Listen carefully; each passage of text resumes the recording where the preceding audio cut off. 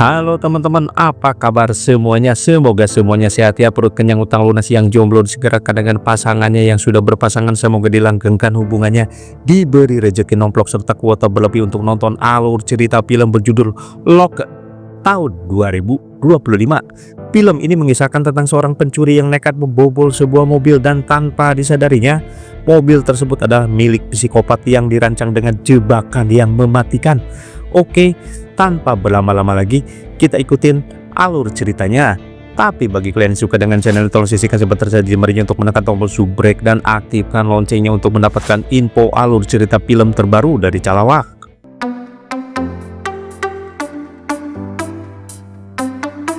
Cerita bermula di hari Jumat berkah, di mana kita diperlihatkan dengan seorang pria bernama Edi yang menebus mobilnya di sebuah bengkel umum.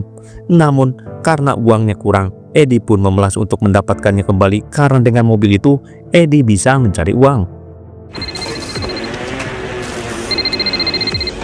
But $825 for an alternator.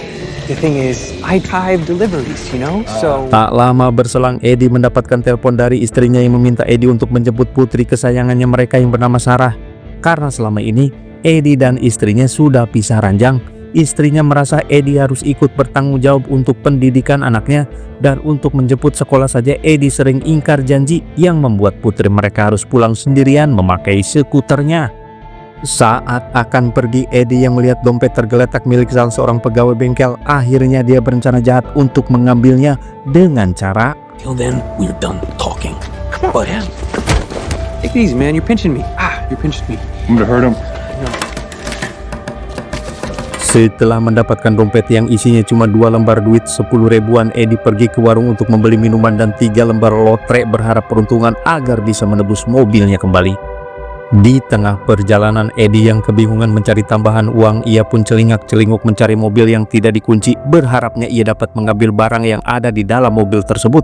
Satu persatu Edi mencoba membukakan pintu mobil, namun semuanya dalam keadaan terkunci. Sampai di satu titik di mana anaknya menelepon yang mengabarkan bahwa ia sudah sampai di rumah, jadi Edi tidak perlu repot menjemputnya. Walaupun demikian, Sarah tetap menyayangi bapaknya itu. Dad, Yeah? I still love you. Even when you smell like turd jelly. I don't Gotta go for real. see you. Sambil teteleponan, mata Edi tertuju pada mobil SUV mewah berwarna hitam yang terparkir sendirian. Edi lantas mengamati dan menemukan jika mobil itu mempunyai merek langka bernama Dolus. Dan ternyata ketika Edi sedang membukakan pintunya, mobil tersebut tidak dalam keadaan terkunci, sehingga Edi bisa leluasa masuk ke dalam mobil tersebut.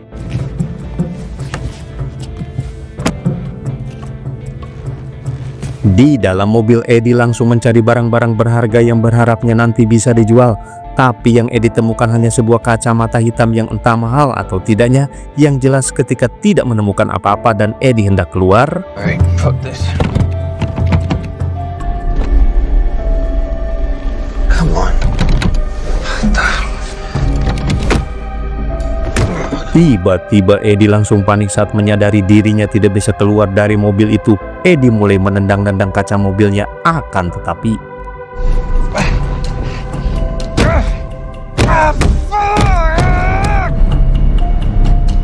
saat Edi berusaha keras dengan berbagai cara membuka kunci mobilnya, muncul telepon yang mungkin adalah pemilik mobil itu, yang tanpa Edi sadari di setiap mobil itu terdapat kamera kecil yang terhubung langsung ke pemiliknya.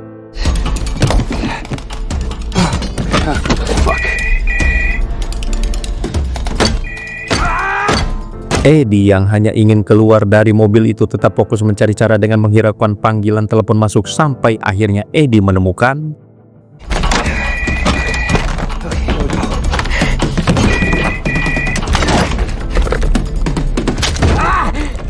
di saat kaca mobilnya susah dipecahkan. Edi lantas membongkar pintu untuk mencari celah, namun naas tangannya harus terluka karena tergores sama jebakan maut yang terpasang di dalam pintu. Dan yang paling mengejutkan adalah ternyata di seluruh bagian mobil ini dilapisi oleh baja tebal yang tidak mungkin dibobol dan digeprek oleh tangan kosong, harus dengan peralatan khusus untuk menembus lapisan baja tersebut. Edi pun akhirnya risih dengan suara telepon yang terus-terusan berdering. Ia pun lantas mengangkatnya.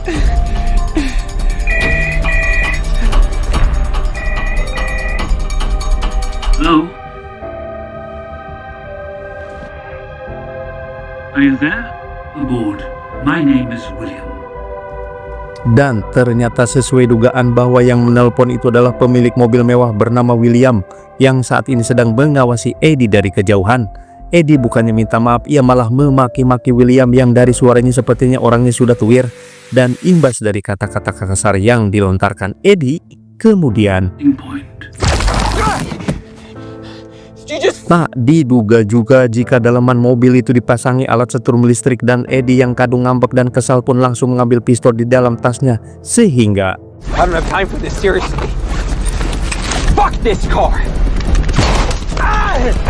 sungguh boloho apa yang dilakukan oleh Eddie yang tahu bahwa semua mobil itu dilapisi baja, termasuk kaca mobilnya, hingga peluru yang keluar kemudian mendal dan menembus di kaki Eddie. Eddie pun harus menahan sakit dan terluka oleh kelakuannya sendiri hingga William pun menjelaskan bahwa mobil itu dirancang khusus dengan lapisan baja, baik dari bodi mobil maupun kacanya. Selain itu ada juga pemblokir sinyal Wi-Fi, Bluetooth dan lain sebagainya. Dan yang menarik adalah lapisan kaca mobil yang mencegah orang luar bisa melihat ke arah dalam. Hey! Hey! Oh, hang on a second. Help! What the fuck?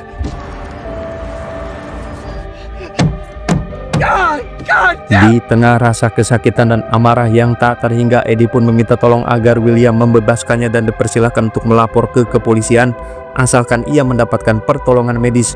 Namun William tidak sedikit pun merasa iba dan kasihan terhadap Eddie. William malah membiarkan Eddie pingsan karena kehabisan banyak getih. And I have lived here most of my life in this city. The same neighbors until lost under $1 million. I need water. Shut up. Singkat cerita, di malam harinya Eddie yang siuman seketika itu mendapati tangan dan kakinya sudah diperban. Mungkin saja William di sela-sela waktu Eddie pingsan karena tak mau korbannya meninggoy terlalu cepat, makanya ia menghentikan getih yang mengalir.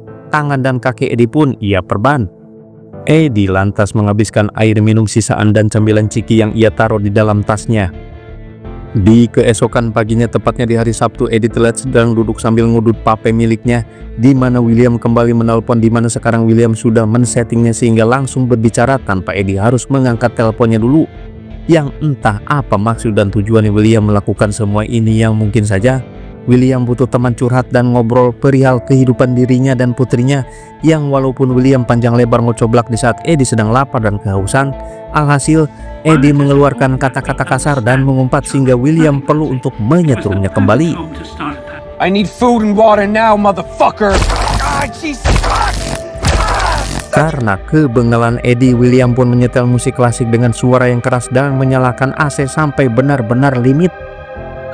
Oh. It's not a bad song. Berjam-jam Eddie harus menahan dingin dan suara musik kencang yang diputar berulang-ulang. Ia pun mulai menggila dan mencoba melindungi suhu tubuhnya, dan itu terus-menerus berlanjut sampai malam hari tiba. Eddie pun akhirnya menyerah dan meminta maaf atas semua perkataan kasarnya. Ia berjanji tidak akan melakukannya lagi, sehingga saat itu juga William langsung mematikan pendingin dan suara musiknya pada saat itu juga.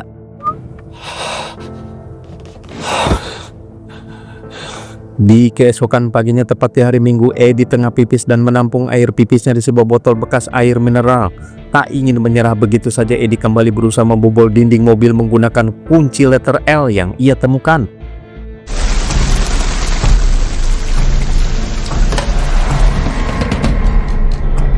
Tak lama berselang, William pun masuk dengan sebuah ajakan debat tentang siapa yang benar dan siapa yang salah, di mana Eddie melakukan pembelaan terhadap kaum yang setara dengannya, yang terpaksa melakukan tindak kriminal karena ketidaktersediaan lapangan kerja dan arogansi para orang-orang kaya yang menyebabkan terjadinya kesenjangan sosial.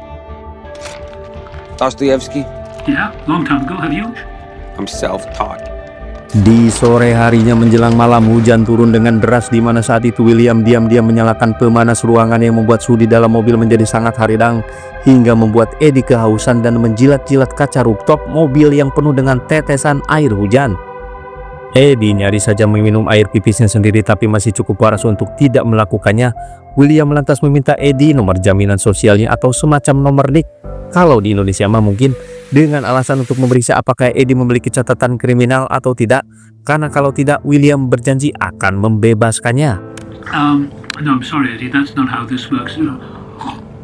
Oh God, I think I have sensitive. Dengan iming-iming air minum dan kebebasan, Eddie pun lantas memberikan nomor jaminan sosialnya, di mana pada saat itu William langsung memberitahu tempat di mana botol air itu berada pada saat pembalut luka dengan perban di luka Eddie pada saat itu. Setelah suhu kembali normal, Eddie yang sedang rebahan kemudian teringat dengan 3 lembar lotre yang ia sempat beli beberapa hari yang lalu, di mana pada saat itu Eddie tertawa bahagia karena mendapatkan jackpot sebesar $500 yang cukup untuk menebus mobilnya yang digadaikan.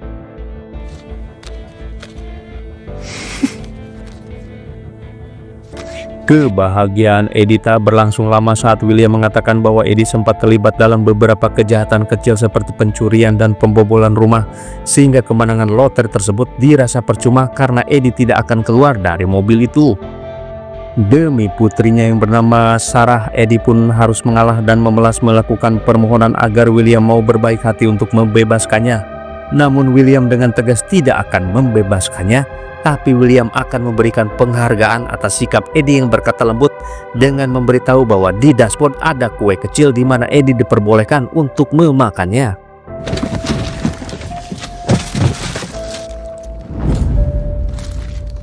Dan ketika Eddie mengambil kue tersebut, tak sengaja ia melihat sirkuit dengan beberapa tombol-tombol untuk mematikan seluruh sistem mobil, sehingga Eddie dengan sabar menunggu William lengah agar bisa mengoprek tombol-tombol tersebut, berharap ia bisa keluar dari mobil itu dengan mematikan tombol-tombol tersebut. Setelah memastikan William lengah, Eddie dengan cepat memotret papan tombol itu dengan kamera ponselnya, dan benar saja Eddie yang cukup tahu perihal elektronik, itu merupakan tombol-tombol untuk mematikan seluruh sistem dan mesin yang ada di mobil itu, sehingga dengan sangat hati-hati Eddie pun mulai menekan tombol tersebut, dan William pun menyadari akan hal itu dan meminta Eddie untuk selalu kelihatan tangannya dan terlihat di kamera, dan sepanjang hari sampai malam pun Eddie berusaha menggapai tombol tersebut dengan cokornya. Fries. Milkshake. Akhirnya tiba di hari Senin pagi dan Eddie masih belum berhasil menekan tombol tersebut, sampailah di mana dia merasa kantuk dan haus yang tak tertahankan, hingga Eddie nekat untuk meminum cai kiih atau air kencingnya sendiri.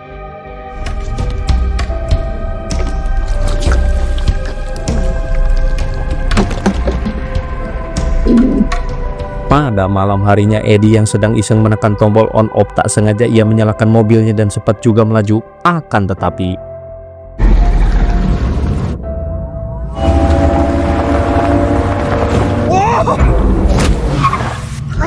William pun bukan orang boloho yang bisa dibobodo. Dengan kendali jarak jauh, William pun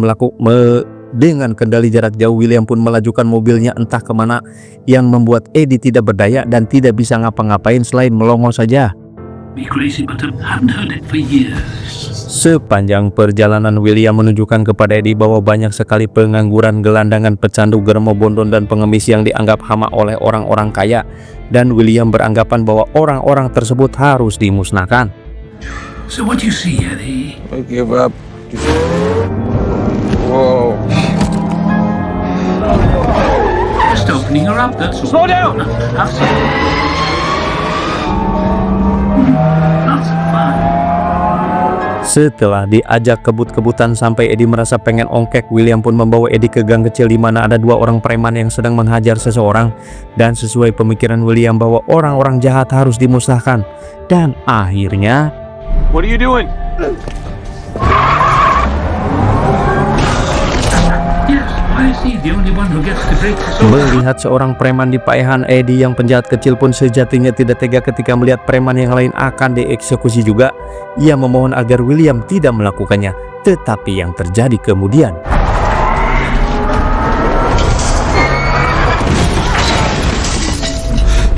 Right? Not like this. I'll show you.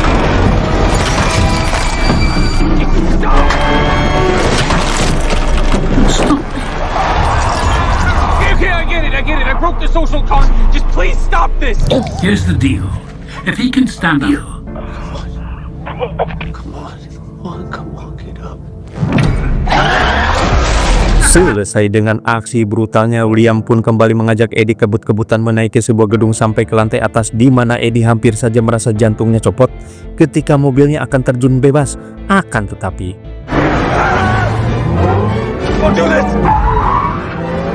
Eddie, here we go! Yay! hari Selasa pagi setelah semalaman Eddie pingsan, ia pun tersadar ketika ia dibawa berkendara menuju ke sekolah Sarah putrinya, di mana kali ini William hendak melibatkan Sarah dalam aksi yang mana ia mendapatkan alamat Sarah dari nomor jaminan sosialnya milik Eddie. Eddie benar-benar sok parah ketika melihat putrinya akan ditabrak, di mana saat itu Sarah sedang menaiki skuter kesayangannya dan Sarah pun hanya bisa berlari-lari kecil menghindari kejaran mobil tersebut. We shouldn't be here. You leave her alone. Let's just go. Stop! You don't bring my family into this. You hear me? You fucking... Stop! I'm sorry I broke into your car. I haven't been more sorry in my entire fucking life. Murder! Merasa tidak puas, William pun memutar mobilnya, membuat Eddie tidak punya pilihan lain selain mengancam akan menembak babatoknya sendiri untuk mengakhiri mimpi buruknya. Dan yang terjadi kemudian,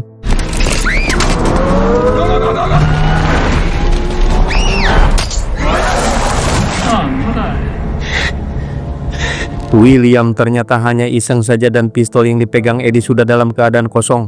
Setelah William selesai dengan pranknya, Eddie pun dibawa berkendara mengelilingi kota sambil ngecapruk membicarakan kehidupan pribadinya. Kesal dengan semua yang didengarnya, Eddie pun mencopot jaketnya dan mulai mencabuti satu persatu kamera pengawas sambil menahan rasa sakit akibat terkena setrum listrik.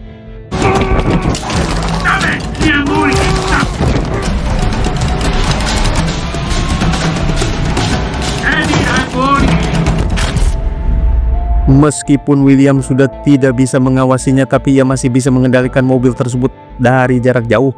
Dan Eddie pun langsung dibawa menuju tempat sepi yang di situ sudah ada orang yang sudah menunggunya, yaitu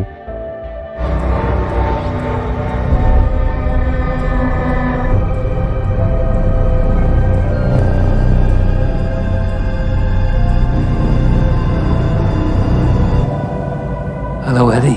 Dan inilah babangusnya William yang selama 4 hari mengurung Eddie di dalam mobilnya. Eddie sempat memberontak, namun dia keburu disetrum listrik dan membuat Eddie tidak berdaya. Apalagi ketika William menyuruh Eddie untuk mengikat tangannya di bawah jok agar Eddie tidak bisa bergerak dengan leluasa. Setelah kedua tangan Eddie terikat, lantas William pun masuk ke dalam mobil hingga kita bisa melihat bagaimana sosok William ini yang ternyata sudah tuir, seorang kakek-kakek yang gabut. Lantas ia mengambil pistol milik Eddie dan mengisinya dengan peluru untuk jaga-jaga seandainya nanti Eddie melakukan pemberontakan. You kids like these things, huh? Tidak hanya menghina Eddie dengan istilah pencuri kacangan, William pun juga ngabibita Eddie dengan memakan permen jeli tepat di depan mukanya. Meskipun Eddie pun diberi permen jeli tersebut untuk dimakan dengan mulutnya. Entah mau dibawa kemana Eddie ini oleh William. Secara diam-diam Eddie mengamati sekitar dan melihat sebuah palu yang ada di belakang. Dan tak hanya itu saja, Eddie juga mengamati sebuah gelang perempuan yang William pakai, sehingga Eddie punya rencana brilian untuk bisa keluar dari mobil itu. Got a problem with that, Eddie? No. You say.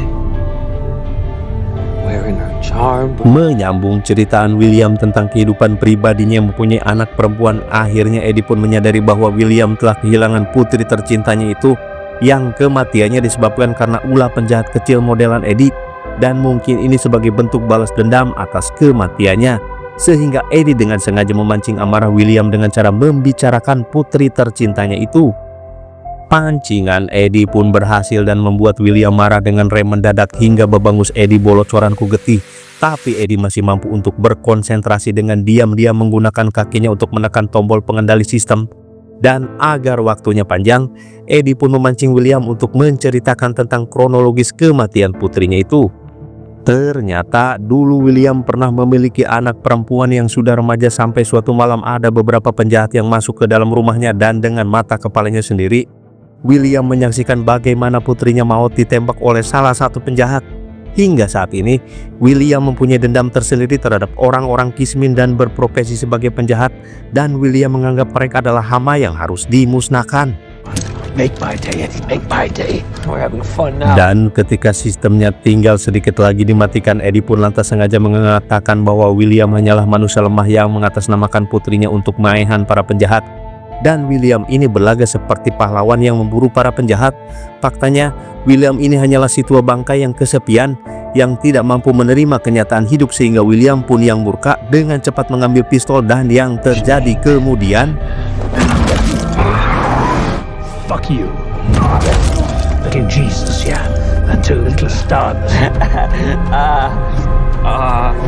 dan mobil pun terjun bebas dengan satu peluru yang ditembakkan yang justru mengenai William sendiri. Sebelum William tersadar, Eddie dengan cepat melepaskan ikatannya dan langsung menghantam banget William sampai babak belur.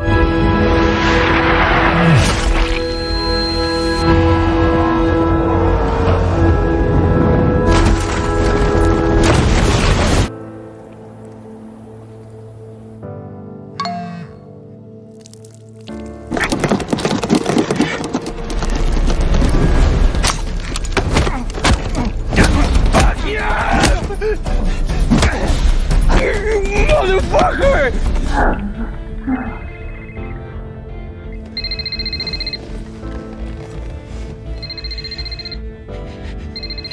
I'm sorry, sweetie. I didn't mean to scare you. Menyadari mobilnya akan meledak, Eddie dengan cepat mengambil palu dan memecahkan kaca belakang yang sebelumnya sudah retak akibat tembakan peluru. Hingga akhirnya Eddie berhasil selamat dari ledakan tersebut.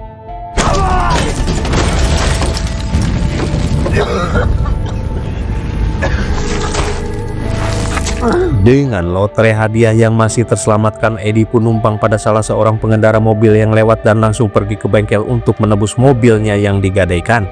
Karena si pemilik mobil terlalu lelet dalam melayani konsumen, Eddie yang sudah tidak sabar untuk menjemput putrinya lebih memilih membeli sebuah sepeda anak-anak, sampai akhirnya ia berhasil datang tepat waktu menjemput Sarah sepulang dari sekolah. $350. You know what? How much would you give me for the van?